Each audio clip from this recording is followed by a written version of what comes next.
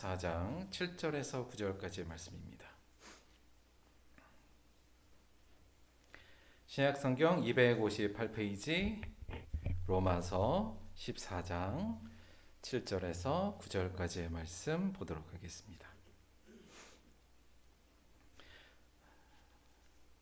제가 봉독하겠습니다. 우리 중에 누구든지 자기를 위하여 사는 자가 없고 자기를 위하여 죽는 자도 없도다. 우리가 살아도 주를 위하여 살고 죽어도 주를 위하여 죽나니 그러므로 사나 죽으나 우리가 주의 것이로다.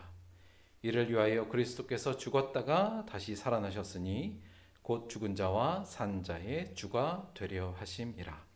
아멘. 자, 오늘은 로마서 14장 7절에서 9절 말씀을 중심으로 해서 살아도 죽어도 주를 위해 이런 제목으로 하나님의 말씀 함께 듣도록 하겠습니다. 제가 어렸을 때는 이 카피가 굉장히 유명했었던 것 같아요. 순간의 선택이 10년을 좌우합니다.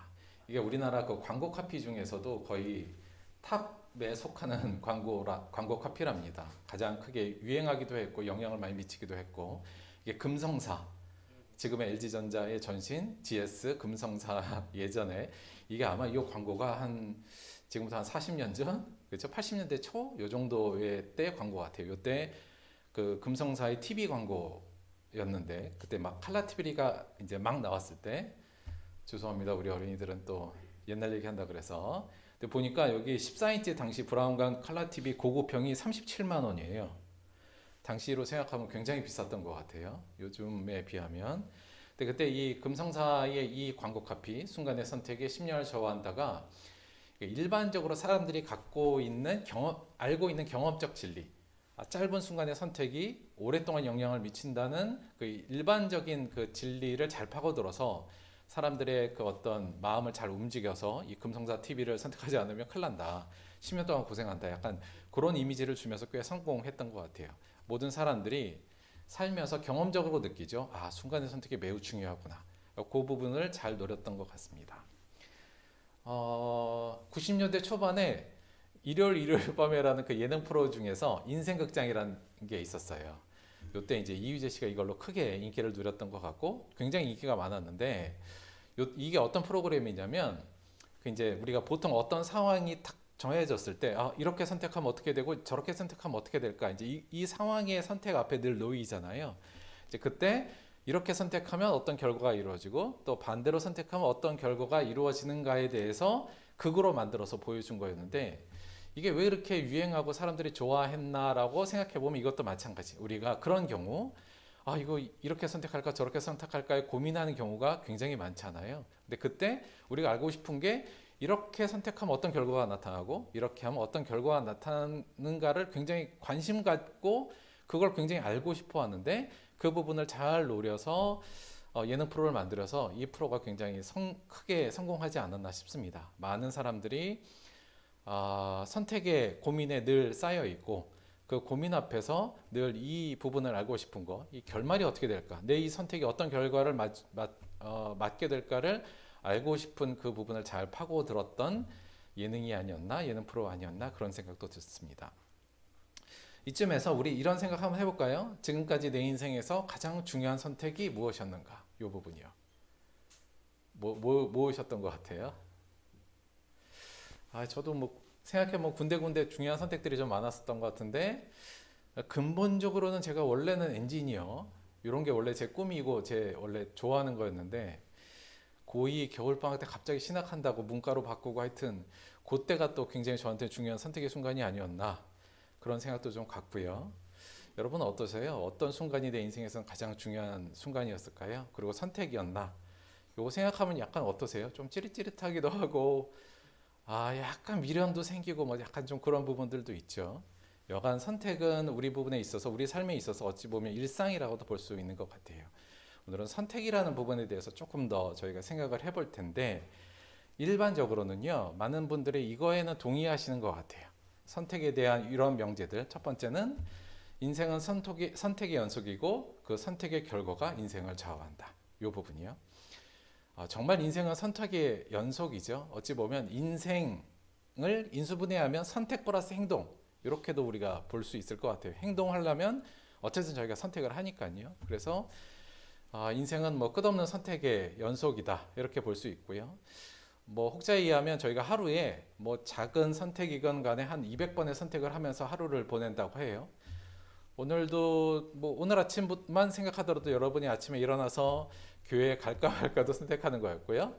또 무슨 옷을 입을까, 뭘 먹을까, 또는 어디로 갈까 등등, 뭐 몇 시에 출발할까 등등 수많은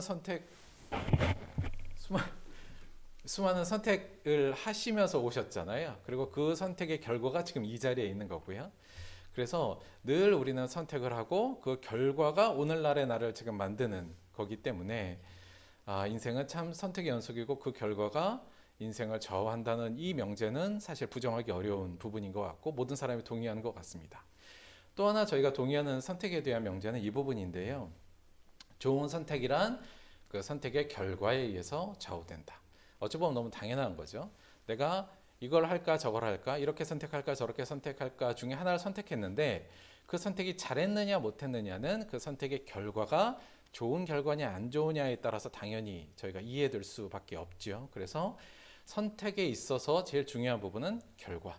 그래서 우리가 그 결과를 예측해서 선택을 하게 되니까 선택의 기준도 그 결과를 예측한 부분으로 기반으로 하게 되죠.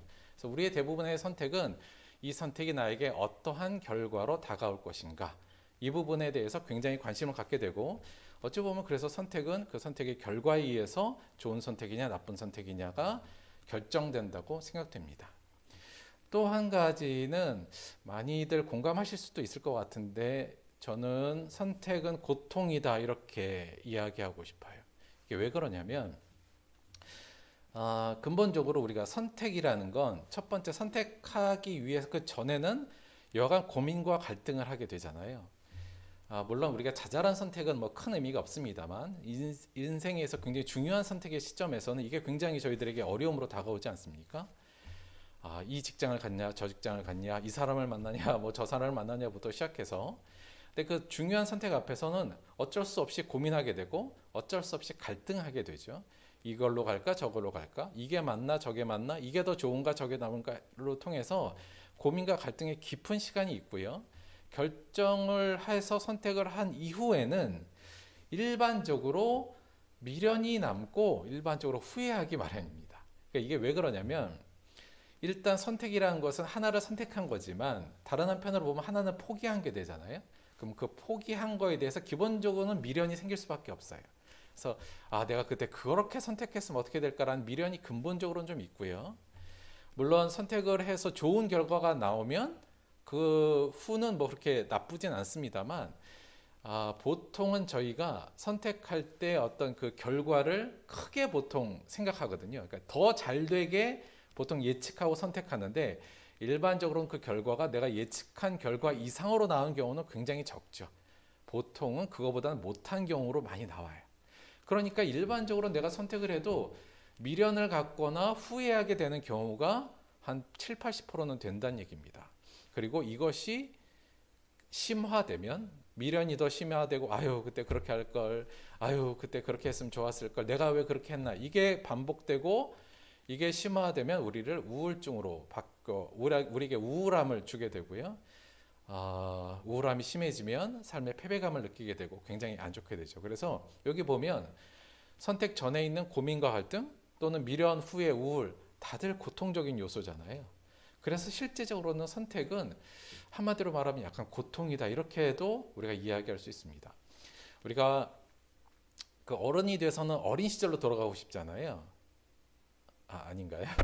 네, 많이 그럴 때 물론 여러 가지 이유가 있겠습니다만 사실 어린 시절에는 특별히 선택할 일이 별로 없어요. 그렇죠? 중요한 선택을 어린 시절에는 별로 안 하죠. 그러니까 근데 어른이 되고 나면 내 삶에 영향을 미치는 중요한 선택의 길들이 많기 때문에 굉장히 고통스럽고 괴로워요. 그래서 제가 볼 때 우리가 어린 시절로 돌아가고 싶은 이유 중에 하나도 그때 행복했다고 느낀 이유도 특별하게 중요한 선택을 할 일이 없었어요. 그냥 시킨 대로 열심히 하면 됐고 그게 오히려 평안했던 기억들 때문에 어린 시절로 돌아가고 싶다 이런 생각도 든 것 같고요. 자연인들이 왜 그 산속에 들어가 살면 행복하다 그러잖아요. 여러 가지 이유도 있습니다만 자연으로 들어가면 특별히 선택할 일이 없어요. 그냥 자연에 순응하면서 살면 되기 때문에 이러한 고통, 선택의 고통이 별로 없거든요. 후회도 없고 별로 미련도 없고. 따라서 그들의 행복의 요인도 그런 선택의 항목이 별로 없는 것. 왜 우리 그 사회 조직 안에서도 높이 올라갈수록 중요한 선택을 해야 되는 상황들이 많이 발생하잖아요. 그래서 야, 저 사람은 뭐 높은 위치에 앉아서 매일 책상에 앉아서 할 일도 없는데 왜 이렇게 돈을 많이 받아? 뭐 이렇게 저희가 생각할 수도 있습니다만 높이 올라갈수록 중요한 선택을 해야 되기 때문에 그 고통은 사실 굉장히 심하다. 우리가 이렇게도 볼 수 있고요. 따라서 선택은 일반적으로 우리에게 고통을 가져오는 거다.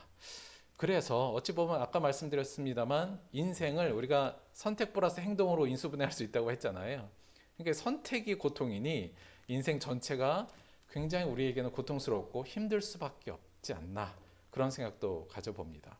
아마 대부분은 많이 이 부분에 동의하시지 않나 저는 개인적으로 그렇게 생각을 해요. 그런데요, 이러한 선택에 대한 생각의 틀, 요거에 우리가 동의하고 여기에 순응하면서 사는 것은 제가 볼 때는 그리스도인다운 모습은 아닙니다.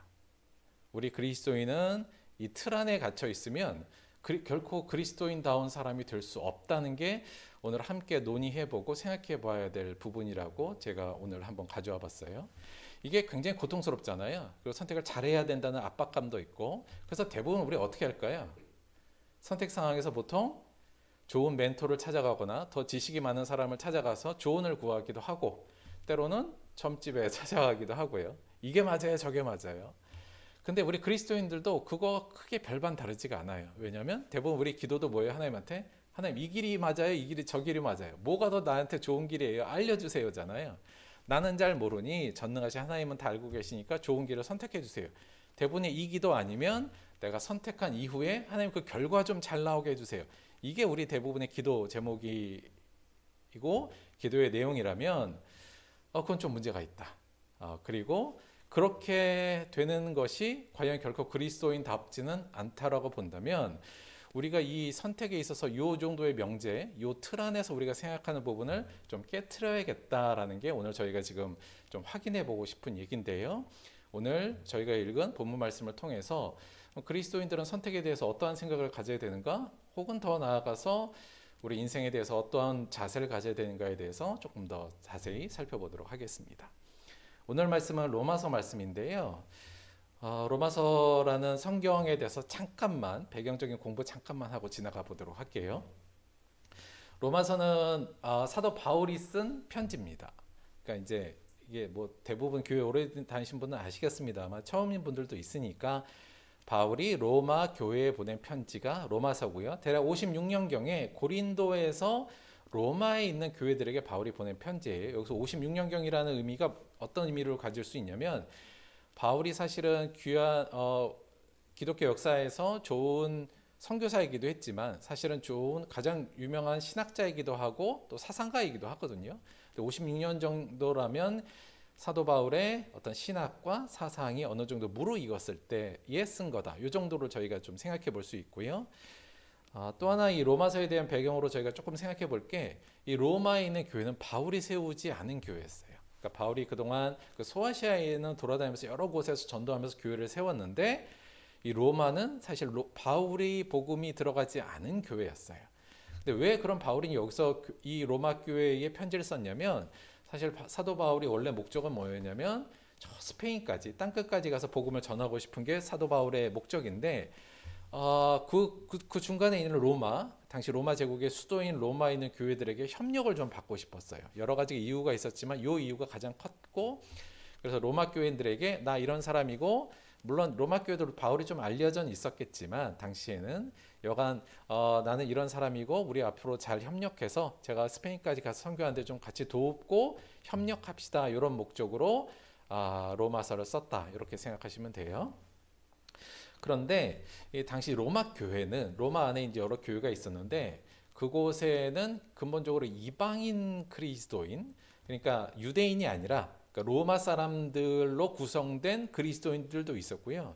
당시 유대인 출신의 그리스도인들도 있었는데 그러니까 이 두 가지 종류의 그리스도인이 함께 있었는데 당시 사도 바울이 로마 교회에 편지를 쓸 때는 이방인 그리스도인들이 교회 안에 많았어요. 그러니까 한 교회 안에 물론 여기서 교회라고 하는 걸 여러분이 우리 같은 지금 교회가 아니라 대부분 가정 중심의 교회였다고 생각하시면 돼요. 그런데 여러 가정들이 좀 모여서 이렇게 드는 그런 교회죠. 근데 그 중에 이방인들이 다수고 유대인들이 좀 소수였어요. 왜냐하면 그 전에 어떤 요인으로 인해서 유대인들이 로마에 한번 추방됐다 오는 일이 벌어졌었기 때문에 바울이 로마 교회에 편지를 쓸 때는 이방인들이 좀 다수였다. 이것도 조금 하나 알아두시면 좋고요. 전체적으로 로마서는 앞부분에 우리가 잘 아는 것 같이 그 이신칭이라는 중요한 교리를 설명하는 부분이 1장부터 8장까지로 이어지고 있고요. 전체적으로 9장에서 12절에는 이스라엘에 대한 하나님의 계획, 그 다음에 12장부터 16장까지는 그리스도인은 어떻게 살아야 되는가 이 부분에 대한 이야기를 담고 있어요. 저희가 오늘 공부하는 저희 본문은 14장이잖아요. 그러니까 전체적으로 보면 그리스도인의 삶을 다루는 부분에 저희가 있고요. 14장에서 어떠한 얘기를 지금 다루고 있는 거냐면 사도 바울이 당시에 유대계 이방인과 유대계와 이방인 그리스도인 간에 약간의 다툼이 생겼어요. 조금 다툼이 컸던 것 같은데 왜 다퉜냐면 유대인 출신 그리스도인들은 야 그래도 우리가 안식일도 지키고 절기도 좀 잘 지켜야 돼. 그리고 예전에 율법으로 내려오던 먹지 말라는 건 우리는 안 먹을래 이렇게 된 거예요. 근데 이방인들이 야 그 절기가 그 무슨 의미가 있어? 안식일이 뭐 특별히 중요한 날이야? 예수 안에서 그런 거 필요 없잖아. 먹는 거 그거 옛날 율법 갖고 왜 니들 자꾸 그걸 선택해? 그냥 그런 건 안 먹어도 돼. 이런 싸움이었어요. 그래서 서로 이거 갖고 그리스도인들은 더 나를 중시해야 되느냐 아니냐, 먹어도 되느냐 안 먹어도 되느냐 갖고 막 싸우는 정황. 그 싸우고 그 분란이 심해진 상황에 사도 바울이 그 문제를 조정하기 위해서 쓴 글이 14장인데 그 중에 오늘 저희들의 본문 말씀은 그 조정하기 위한 하나의 원리로서 그리스도인의 삶을 제시하는 부분이에요. 그래서 오늘은 전체적인 내용보다는 그 원리의 내용, 그 부분만 조금 더 집중적으로 좀 살펴보도록 하겠습니다. 자, 오늘 말씀은 이거죠. 우리 중에 누구든지 자기를 위하여 사는 자가 없고 자기를 위하여 죽는 자도 없도다. 우리가 살아도 주를 위하여 살고 죽어도 주를 위하여 죽나니 그러므로 사나 죽으나 우리가 주의 것이로다. 이를 위하여 그리스도께서 죽었다가 다시 살아나셨으니 곧 죽은 자와 산 자의 주가 되려 하심이라. 한 절씩 좀 보도록 할게요. 우리 중에 누구든지 자기를 위하여 사는 자가 없고 자기를 위하여 죽는 자도 없도다. 느낌이 좀 어떠세요? 약간 되게 부담되죠. 왜냐하면 이게 사도 바울이 지금 굉장히 좀 약간 반어법, 그러니까 반대되는 이야기로 굉장히 좀 강조하는 어떤 수사를 쓴 것 같아요. 원문에 의해서 조금 더 직역하면 이 부분이 조금 더 잘 드러나는데 이렇게 시작해요. 여러분 아무도 없어요. 이렇게 해요. 아무도 없어요. 우리 그리스도인 중에는 자기를 향해 자기를 위해 사는 자도 없고 아무도 없습니다. 여러분 자기를 위해서 죽는 자도 없습니다. 이렇게 구성되어 있거든요. 그러니까 이건 뭐냐면 우리 뜨끔하잖아요 지금. 야 우리 다 나를 위해서 사는데 그리스도인 중에는 이런 사람은 없습니다. 이렇게 지금 이야기하고 있는 거거든요. 그러니까 그리스도인들이란 여기서 한마디로 말하면 그리스도인은 자기를 위해서 사는 사람들이 아니라는 거예요. 나를 그리스도인이라고 생각하는 사람 중에 여러분 자기를 위해서 사는 사람이 어디 있습니까? 지금 이 얘기인데 이 얘기는 뭐랄까요? 좀 지금 저에게도 그렇습니다만 당시 로마 교회에게도 굉장히 좀 무거운 책임감을 느끼는 말로 아마 다가왔을 것 같아요. 그냥 여기서 하나의 정의하고 있는 걸 명확하게 정의하고 있죠. 뭐냐면 그리스도인이란 어떤 사람들이냐? 자기를 위해 사는 사람들이 아니다예요. 그래서 한마디로 그리스도인들의 인생은 자기를 위한 게 아니다. 이걸 지금 정의하면서 또는 선포하면서 시작하고 있거든요. 그럼 여러분 그리스도인들은 자기를 위해서 사는 게 아니라 뭘 위해서 사는 거냐? 이게 당연히 나와야겠죠. 물론 우리가 다 예상하는 대답이긴 합니다만 이러한 부분은 사실 사도 바울이 굉장히 강조했던 부분이기도 해요. 고린도후서 5장 15절에도 이 부분을 잘 말하고 있는데 그가 모든 사람을 대신하여 죽으심은 살아있는 자들로 하여금 우리로 하여금 다시는 그들 자신을 위해서 살지 않고 오직 그들을 대신하여 죽었다가 다시 살아나시를 위하여 살게 하려 함이라. 예수님의 죽으심은 이제 우리를 위해서 사는 것이 아니라 그 예수님을 위해서 살게 하기 위해서 십자가에 돌아가신 거다. 이렇게 강조한 부분들도 있죠. 그래서 이렇게 그냥 강조한 겁니다. 여러분 그리스도인들은 어떤 사람들이냐? 자기를 위해서 사는 사람들이 아닌 거예요. 이게 그리스도인을 규정하는 굉장히 중요한 하나의 정의를 확 지금 여기서 해버리는 거죠. 굉장히 부담되는 정의이긴 한데, 그리고 나서는 그럼 우리는 뭘 위해서 살아야 되느냐에 대해서 그 다음 절에서 얘기합니다. 뭐 예상하지만 우리가 살아도 주를 위하여 살고 죽어도 주를 위하여 죽나니 그러므로 사나 죽으나 우리가 주의 것이로다. 이렇게 얘기를 해요. 이 말씀을 조금 더 저희가 자세하게 한번 분석해 보면 이렇게 이해할 수 있어요. 일단 원문대로 조금 더 번역을 한번 해볼게요.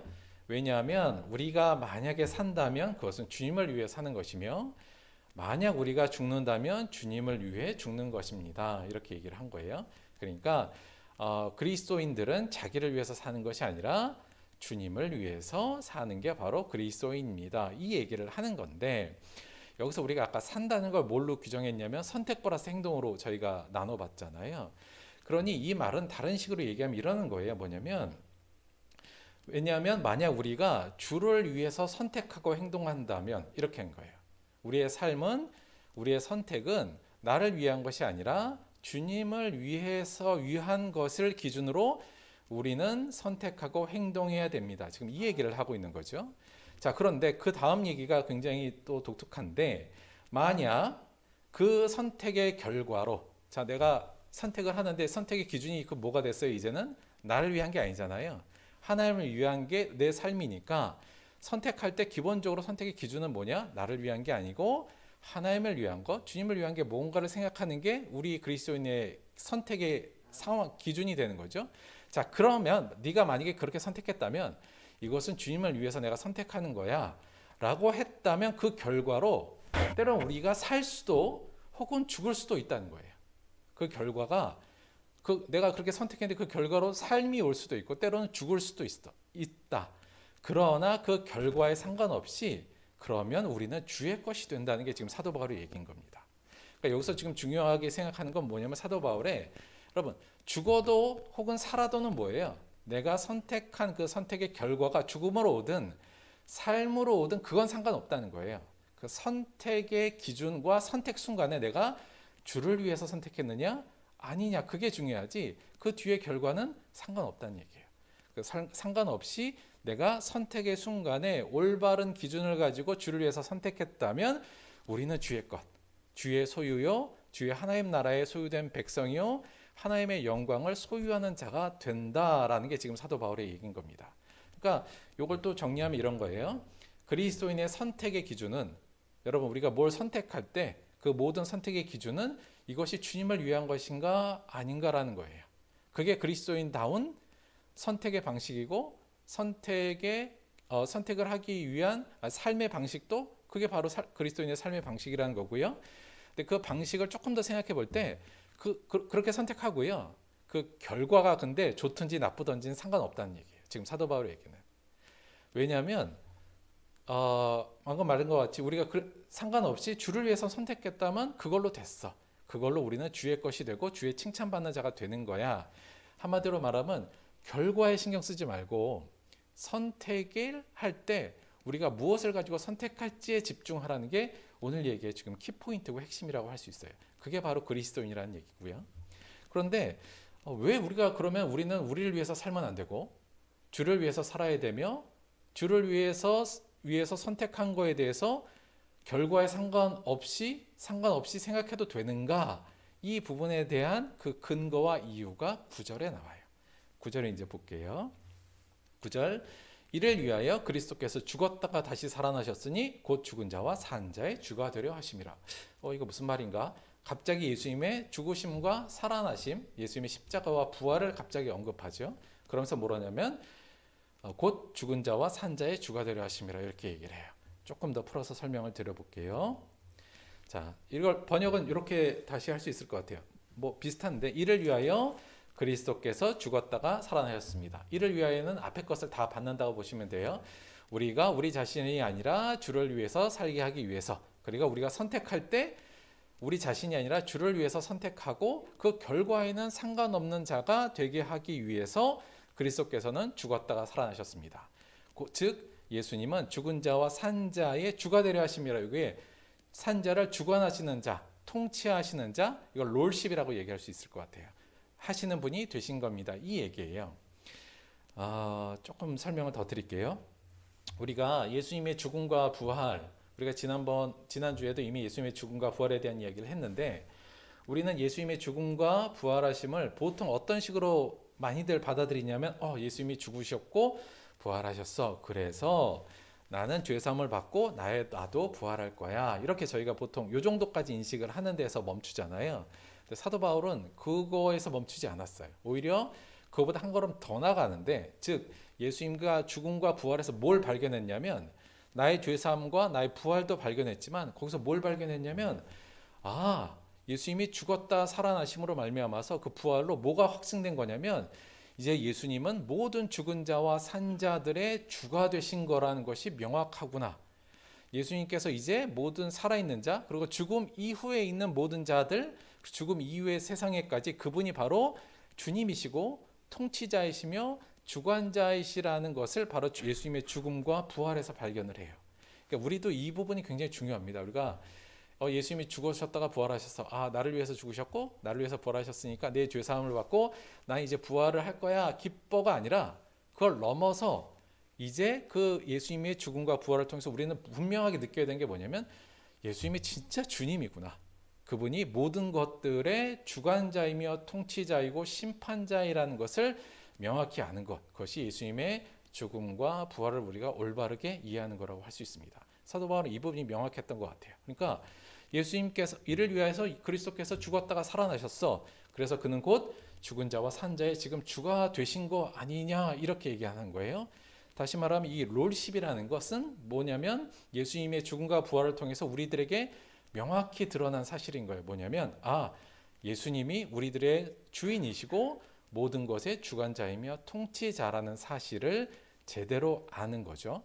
자, 이 말은 또 무슨 말이냐? 다시 말하면 예수님이 우리의 주인이며 모든 것의 주관자이며 통치자라는 말은 어떤 의미인지를 하나씩 풀면 이렇게 돼요. 첫째, 그러니까 예수님이 나의 주인이잖아요. 우리는 뭐예요? 그의 소유된 거죠. 소유물이잖아요. 따라서 그리스도인의 인생은, 우리의 인생은 우리 게 아니잖아요. 그렇죠? 예수님이 주인이라고 우리가 부르니까, 그를 우리가 주라고 부르니까 더 이상 그리스도의 인생은 나를 위한 것이 될 수가 없어요. 주를 위한 것이 될 수밖에 없죠. 그렇죠? 이건 내 인생이 아니니까. 이거는 누구 거예요? 주님의 거잖아요. 그러니까 내 인생은 나를 위해서 살 수 없는 거죠. 당연히 주를 위해서 사는 게 그리스도인의 인생이 되고요. 또 따라서 선택은 여러분 내 몫이 아니에요.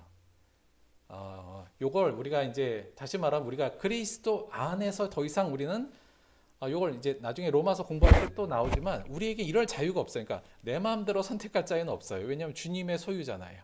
그가 우리의 주님이고 우리는 그의 종이지 않습니까? 그러면 선택할 때 누구의 의견을 따라야 돼요?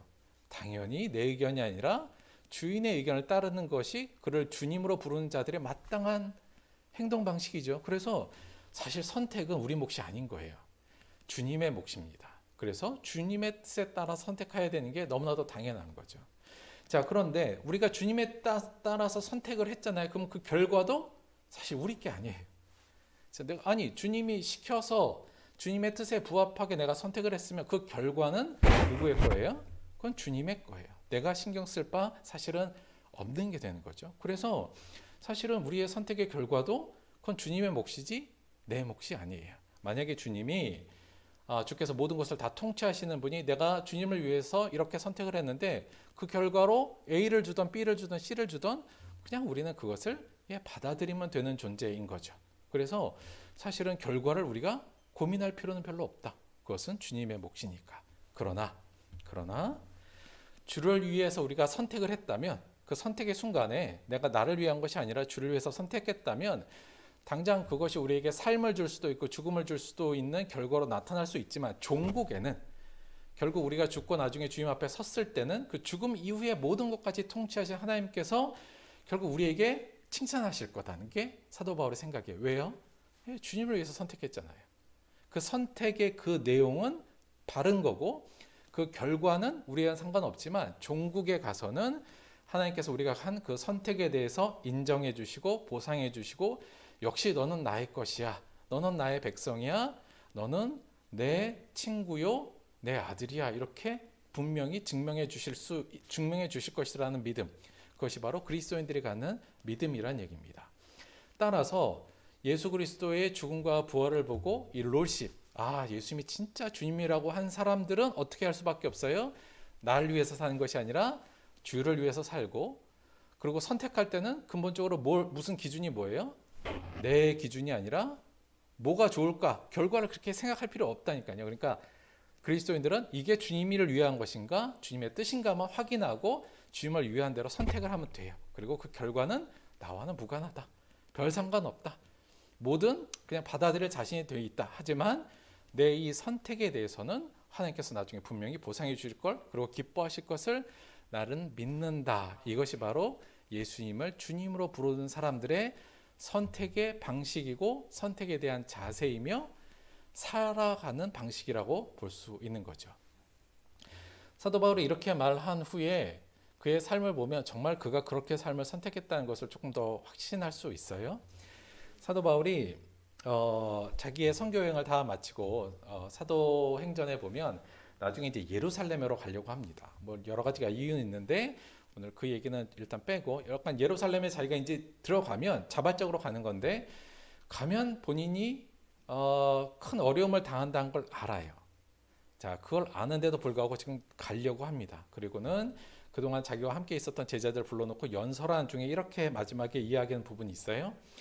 보라, 이제 나는 성령에 매여 예루살렘으로 가는데 거기서 무슨 일을 당할지 알지 못하노라. 결과는 잘 모르겠어. 근데 조금 알 것 같아. 왜냐하면 오직 성령이 각 성에서 내게 증언하여 결박과 환란이 나를 기다린다 하시나. 이건 결과가 대충 알려져 있어요. 그러니까 선지자들을 통해서 야, 너 예루살렘 가면 환란과 결박이 온다는 것도 대충 이미 알고 있어요. 그러나 내가 달려갈 길과 주 예수께 받은 사명 곧 하나님의 은혜의 복음을 증거하는 일을 마치려 하면은 나의 생명조차 조금도 귀한 것으로 여기지 아니하노라. 예루살렘에 갈까 말까. 이 복음을 전하기 위해서는 가는 게 맞는데 마치기 위해서는 가면은 어떻게 될까? 이 고민을 안 하는 거예요, 지금. 그러니까 내가 가서 예루살렘에 가서 오는 결과는 상관없이 내가 예루살렘 가는 것이 내 복음의 사명을 마치는 데 명확하다면 그냥 가는 겁니다. 그게 지금 사도 바울의 행동의 방식이고 선택의 방식이에요. 오히려 몰랐어도 그럴 텐데 사도 바울은 대충 알았어요. 가면 내가 죽겠구나. 알지만 그 결과는 상관없이 이 선택의 순간에 예루살렘에 가냐 마냐 이 선택의 순간에 이게 내 사명을 완수하는, 그리고 하나님이 주신 하나님의 뜻을 위한 거라면 나는 가는 걸로 선택할래. 지금 이렇게 얘기하고 있는 거잖아요. 사도 바울은 정확히 예수님을 주로 섬기고 선택하고 살아갔던 사람이면은 분명한 것 같습니다. 사실 예수님의 제자들은 예수님의 죽음과 부활을 경험하기 전에는 다들 알다시피 겁쟁이였잖아요. 자기를 위해서 모든 걸 선택하고 싶었고 오히려 자기의 선택에 예수님께서 계속 지원해 주기를 바라는, 어찌 보면 우리하고 좀 비슷한 사람들이었죠. 그러나 예수님의 제자들이 예수님의 죽음과 예수님의 부활을 경험한 이후에, 그래서 저분이 진짜 주님이구나, 모든 것의 통치자이며 주관자 되신 분이 맞구나라는 것을 명확히 안 이후에는 그들의 삶에 많은 변화가 있었던 것을 우리가 알 수 있습니다. 그 직후에 베드로와 요한의 이야기인데요. 그들이 이제 결국 그 성령 세례를 받고 이제 막 복음을 전하니까 당시에 예수님을 가두었던 그 사내리든 공의회들이 다시 뭉쳐서 이 제자들을 붙잡아 옵니다. 그러면서 이렇게 얘기하죠. 그들이 불러 경고하여 도무지 예수의 이름으로 말하지도 말고 가르치지도 말라 하니, 요게 그냥 말로만 한 게 아니라 요거 니들 그럼 죽어 예수처럼 이렇게 얘기를 하는 거예요. 그랬더니 뭐라 그래요? 베드로와 요한이 대답해 이르되 하나님 앞에서 너희 말을 듣는 것이 하나님의 말씀을 듣는 것보다 옳은가 판단하라. 우리는 보고 들은 것을 말하지 아니할 수 없다. 내가 이 복음을 전하는 일에 너희들이 어떠한 결과로 나에게 올지 상관없다. 지금 나는 이 복음을 전하는 일이 주님을 위한 것이니까 그저 할 거야. 그게 더 옳은 거 아니겠니? 이렇게 얘기하는 거죠. 그들이 이렇게 용감하게 변할 수 있었던 이유, 그들이 주님을 진짜 비로소 주님으로 인식하기 때문이었던 걸로 우리가 볼 수 있습니다. 많은 초기의 그리스도인들, 그리고 우리 기독교를 이끌어갔던 많은 사람들의 삶의 방식이며 선택의 방식은 그런 거였어요. 결과는 상관없다. 이걸로 통해서 어떤 결과가 나올지 나 그거 상관은 없어. 그러나 이 선택이 주님을 위한 것인지 아닌지, 그것이 주님을 위한 것이라면 그냥 선택할래. 그리고 모든 결과는 나는 상관없어. 그것이 주님이 나에게 죽음으로 오시던, 죽음으로 결과를 주시던, 삶으로 오시던, 그건 상관없어. 내 주인께서 다 알아서 하실 테니까. 그러나 나의 이 선택이 마지막 날에는 주님께서 분명히 칭찬하실 거야 라는 마음으로 삶을 살았다고 볼 수 있습니다. 정리해 볼게요. 아까 가져왔던 우리 선택에 대한 틀이 있잖아요. 그 부분을 저는 이렇게 좀 수정했으면 좋겠어요. 첫째, 인생은 선택의 연속이고, 이건 뭐 변함없어요. 인생은 늘 선택의 연속이지만 그 선택의 방식이 그리스도인을 저하합니다. 사실 그리스도인의 정체성은 나 요즘 교회 다녀, 나 밥 먹기 전에 기도해, 그런 것도 물론 정체성 중에 하나이지만 가장 중요한 정체성은 나는 선택할 때 나를 위한 것이 아니라 주님을 위한 것을 기준으로 선택해. 이게 그리스도인의 가장 중요한 정체성입니다. 인생은 선택의 연속이고요. 그 선택의 방식, 즉 내가 주를 위해서 선택하는 방식이 그리스도인 다음을 좌우한다. 이 부분 한번 꼭 생각하시고요. 두 번째, 여러분, 좋은 선택이란 그 결과와는 상관없는 겁니다. 자꾸 우리는 선택할 때 그 결과를 생각하잖아요. 이게 어떻게 이 결과가 잘 돼야 될 텐데, 좋은 선택이란 그 결과와는 상관없이 내가 어떠한 기준으로 했는가가 좋은 선택이냐 아니냐의 그리스도인에게는 판단 기준이다. 그 기준은 뭐예요? 그리스도인의 선택 기준은 주님의 뜻에 부합하는가. 그래서 내가 주님의 뜻에 부합한 선택을 했으면 그건 좋은 선택인 거예요. 결과는 상관없이. 그러나 그것이 주님의 뜻이 아니라 나를 개인적인 위한 것이거나 주님의 뜻이 아닌 걸로 선택했다면 결과가 잘 나온다 할지라도 그것은 잘못된 선택, 나쁜 선택이다. 이렇게 인식하는 게 그리스도인의 선택의 중요한 관점이다. 이 부분 꼭 기억하시고요. 그래서 그리스도인들에게 저는 선택은 고통이라기보다는, 일반적으로 선택은 고통이라고 생각할 수 있지만 그리스도인에게 선택은 믿음이며 도전이고 거룩이며 축복이다. 이렇게 정의하고 싶습니다. 왜냐하면 이제 선택해야 되잖아요. 우리가 뭘 선택하는 일이 있으면 그 전에 우리 이제 뭘 하면 되냐면, 이게 하면 잘 될까 못 될까 그걸 고민할 필요는 없고요. 그 안에 우리의 믿음을 보이면 돼요. 믿음을 갖고 들어가면 돼요. 어떤 믿음이에요? 예수님이 나의 주님이다 라는 믿음이잖아요. 그가 죽은 자와 산 자 모든 것을 다 통치하시고 주관하신 분이다라는 믿음만 갖고 있으면 돼요. 그 믿음을 가지고 실제로 도전하는 거죠. 그래서 내가 주님을 위한 선택을 할 것이냐, 나를 위한 선택을 할 것이냐, 이 부분을 갖고 도전이기 때문에 그리스도인에게 선택은 믿음을 보여주는 것, 그리고 도전하는 것이 되고요. 선택 이후에는 선택한 그 순간 어떤 선택을 하는 거예요? 우리는 주님을 위한 선택이잖아요. 바로 그 순간을 저는 거룩이라고 얘기하고 싶어요. 거룩이라는 게 뭐예요? 구별된다는 거예요. 세상 사람들과 구별되는 점이에요. 이 지점이. 많은 사람들은 나를 위해서, 좋은 결과를 위해서 좋은 결과를 바라면서 선택하지만 우리는 그게 아니라 이것이 선택에 상관없이 이게 주를 위한 것이냐 아니냐, 주의 뜻이냐 아니냐를 갖고 선택하는 것, 그 구별될 점이 바로 우리 그리스도인들에게는 거룩이죠. 그래서 그리스도인들은 거룩하다 할 때는 바로 이 선택이 바로 우리를 거룩하게 만드는 중요한 부분이다. 그래서 그리스도인에게 바른 선택은 일종의 거룩이다. 이렇게 분명히 얘기할 수 있습니다. 그리고 이 거룩의 이후에는 물론 결과가 죽을지 살지 그건 잘 모르겠어요. 하나님께서 어떻게 해주시는지 그건 하나님의 몫이니까요. 그러나 종국의 우리의 그 선택은, 거룩을 선택한, 거룩하기로 한 우리의 그 선택은 결국에는 주님께서 축복해 주실 것이라는 것이 성경의 약속입니다. 따라서 우리의 그리스도인다운 선택은 실패할 수가 없어요. 망할 수가 없습니다. 왜냐하면 그 모든 걸 관할하시는 주님이 원하신 대로 한 거잖아요. 결국 주님께서 우리에게 축복으로 그 부분을 완성시켜 주실 거기 때문에 당장은 망할 것 같이 보일지라도 결코 우리의 올바른 선택, 주를 위한 선택은 망함이 없다. 그곳에는 복과 하나님의 칭찬이 있을 뿐이다라는 것을 명확하게 생각하시기 바랍니다. 그래서 요 틀로 좀 바꿨으면 좋겠어요. 선택에 대해서. 요 틀을 가지고 생활하는 것이 그리스도인 다움이고, 이 틀로 인생을 사는 것이 그리스도인 다운 삶이다라는 것을 기본적으로 이해하시고 명심하시고 살아가게 되시기를 다시 한번 당부를 좀 드립니다. 살아도 죽어도 주를 위해.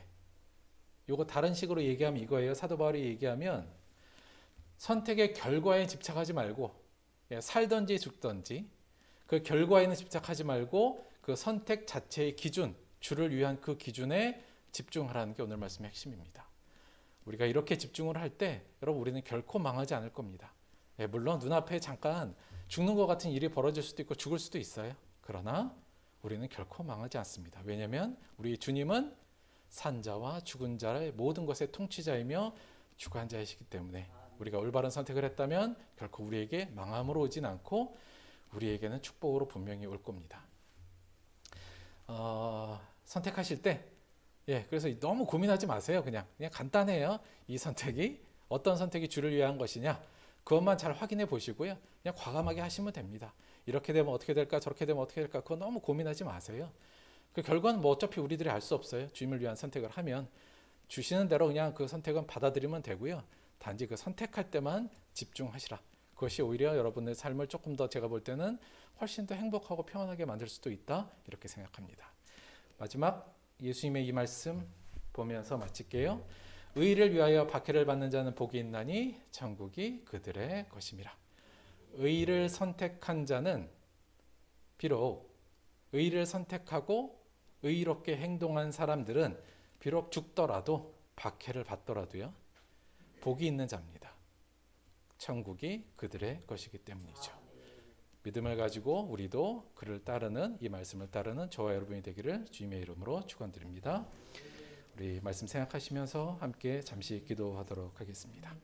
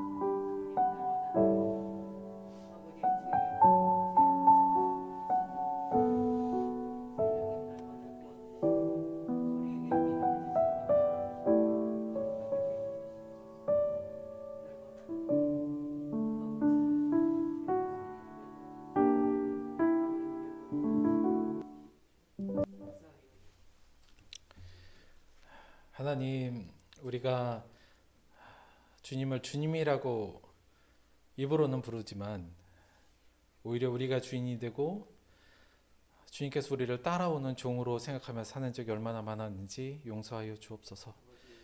올해는 정말 주님을 주님으로 섬기기를 원합니다. 주가 내 삶과 생명과 내 생의 모든 것의 주인 되심을 고백하고 이후의 삶, 죽음 이후의 삶까지 우리의 모든 것을 통치하시는 주님을 우리가 믿는다면, 그리고 그렇게 고백한다면 그에 합당한 삶을 살게 하여 주옵소서. 그에 합당한 선택의 순간에 그에 합당한 자로서 선택하게 도와주시고, 그 결과에 집착하거나 그 결과에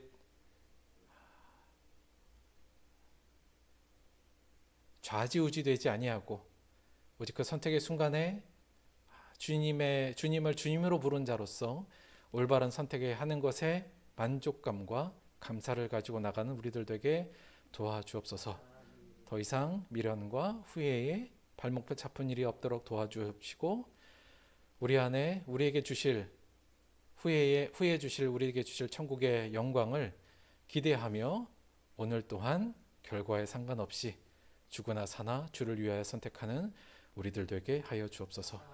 그런 우리들의 선택이 쌓이고 쌓여 우리를 그리스도인답게 만들음을 잊지 않도록 함께하여 주옵소서. 감사드리며 예수님의 이름으로 기도드렸습니다. 아멘. 이제 저희가 꽃이 막 피고 있잖아요. 그래서 이제 저희들도 이제 꽃 이제 막 필 텐데, 지금 튤립 요 앞에는 몇 개 없는데 저 하우스 옆에 지금 많이 심어놔서 좀 피어 있어요. 그래서 교회 곳곳에 지금 튤립 꽂아놓은 거 보셨잖아요. 그래서 달라 그러면 사모님이 꺾어다 주신대요. 그래서 예, 튤립 요거 그냥 바로 꺾어서 좀 책상이나 이런 데 올려놓아서 보는 게 조금 있으면 지거든요. 어차피. 그래서 저 튤립 주세요 하고 말하면 사모님이 주실 테니까 튤립들도 많이 꺾어 가시고 또 좋은 꽃들 보면서 또 좋은 행복한 시간들도 보내셨으면 좋겠습니다. 사실은 저희가 내일부터 교회 안에서 실내 취식이 허용이 돼요. 그래서 조금 더 정상적인 상황으로 저희가 갈 수 있는데, 그래도 아직은 이제 몇몇 명씩 나오니까 당분간은 조금 조심하는 추세를 갖고요. 여간 그래도 이제 뭐 이제 법적으로는 허용이 되는 거니까 조금 그래도 좀 뭐 드실 때는 뭐 커피나 이런 거 드실 때는 그래도 밖에서 아직은 조금 더 주의하는 모습, 그리고 조금 더 정상적으로 돌아올 때를 조금만 더 기다리는, 그렇게 조금 더 주의하는 모습으로 갖도록 하겠습니다. 봄철에 건강 관리 조심하시고요. 한 걸음 위해서 기도하고 축도로 오늘 예배 마치도록 하겠습니다.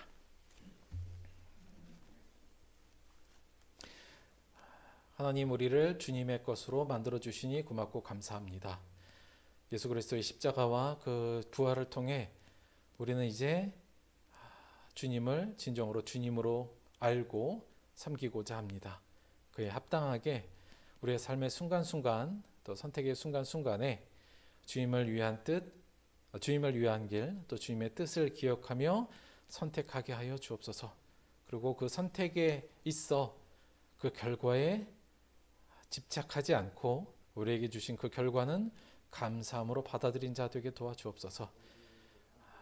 비록 그것이, 그 결과가 우리에게 죽음으로 다가온다 할지라도 우리는 결코 죽지 않음을, 결코 망하지 않음을, 후에 예수님께서 모든 것을 다 보상해 주심을 믿고 용감히 오늘도 우리에게 주어진 선택의 순간에 믿음의 도전에 승리하는 우리들 될 수 있도록 도와주옵소서. 우리에게 주신 은혜 너무나도 감사하여 또 주님께 귀한 예물로 나아왔습니다. 주님, 이 예물을 드리는 손길들이 더욱더 내가 아닌 주님을 위한 삶에 매진하게 도와주시고, 이 물질을 내려놓음으로 이 땅에 내 삶의 주인이 주님을 더욱더 각인하는 시간 되게 도와주옵시며, 물질이 쓰이는 곳마다 하나님의 사랑과 자비가 전해지고 주님의 주님 되심이 빛나는 귀한 사역이 될 수 있도록 도와주옵소서. 감사드리며 예수님의 이름으로 기도드렸습니다. 아멘. 지금은 우리 주 예수 그리스도의 은혜와 아버지 하나님의 영원하신 사랑과 보혜사 성령의 내주 교통하심이 어떠한 상황에서도 주를 위하여 선택하고 그 결과가 죽음으로 오든 살던 죽으나 사나 주를 위하여 살기로 선택하기로 결단한 사랑하는 우리 모든 들법교회 성도들의 삶 속에 지금부터 영원토록 함께하기를 간절히 축원드리옵나이다. 아멘.